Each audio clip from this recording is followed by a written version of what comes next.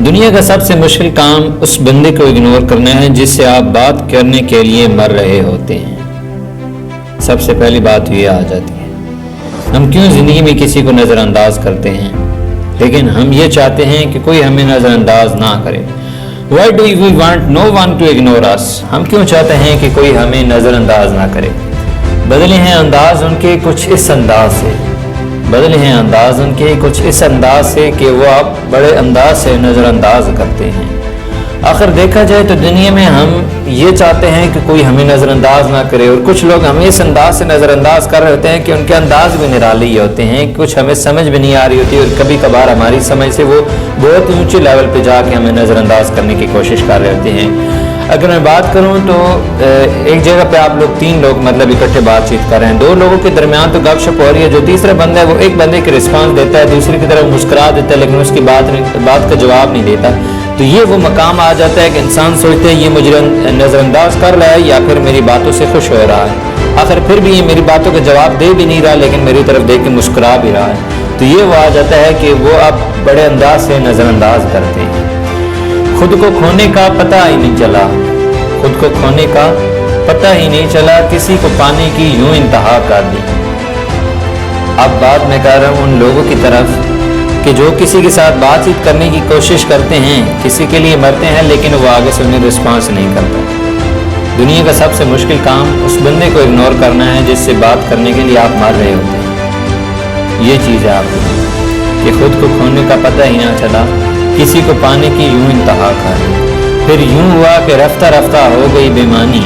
پھر یوں ہوا کہ رفتہ رفتہ ہو گئی بے معنی، میری بات بھی میری ذات بھی۔ اور اس کے بعد پھر آخری مقام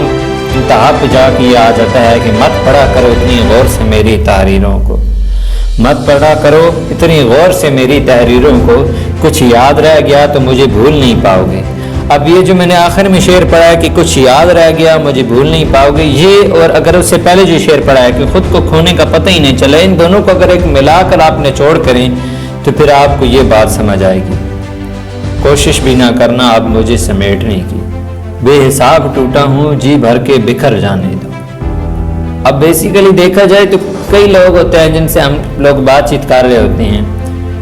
اور ایک لیول تک ہماری گپ شپ جاتی ہے، یہ نہیں کہ صرف سلام دعا پہ، ایک لیول مطلب دوستی کا ایک لیول ہوتا ہے، تنہائی کا جیسے ایک لیول ہوتا ہے، دوستی کا بھی ایسے لیول ہوتا ہے، بات چیت کرنے کا بھی ایک ایسی لیول ہوتا ہے۔ ایک پیک پہ جا کے ہماری گپ شپ ہوتی ہے اور وہاں سے پھر کہہ سکتے ہیں کہ وہ ہمیں چھوڑ کے چلے جاتے ہیں، ہم ان کی گپ شپ کو بار بار، ان کے میسیج کو بار بار پڑھتے ہیں لیکن وہ ہمیں نظر انداز کر رہے ہوتے ہیں۔ ہم ان کے ساتھ بات چیت کرنے کے لیے مر رہے ہوتے لیکن وہ ہمیں رسپانس نہیں دے رہے ہوتے۔ تو پھر ایک وقت آتا ہے جب ہمارا دل یہ کہتا ہے کہ مت پڑھنا میری تحریروں کو اتنی غور سے، کیونکہ جیسا آج ہم کر رہے ہیں ان کے لیے تڑپ رہے ہیں، تو ایک وقت آئے گا کہ وہ ہمارے لیے تڑپیں گے، وہ ہماری باتوں کو ایسے ہی پڑھیں گے، اور وہ وقت ہوگا جب آپ ان کے لیے ایک پھول کی مانند ہو گئے، اور وہ پھول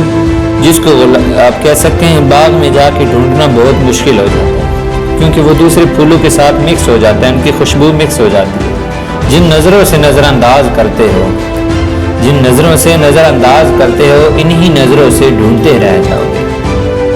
یہ مثال آئی تھنک آپ میری سمجھ آ گئی ہوگی اس شعر کے بعد آپ لوگوں کو، کہ آپ ان کے سامنے ایک پھول کی مانند ہوگے اور وہ پھول لے کے آپ کو باغ میں تلاش کر رہے ہوں گے لیکن پھر آپ ان کو ملو گے نہیں۔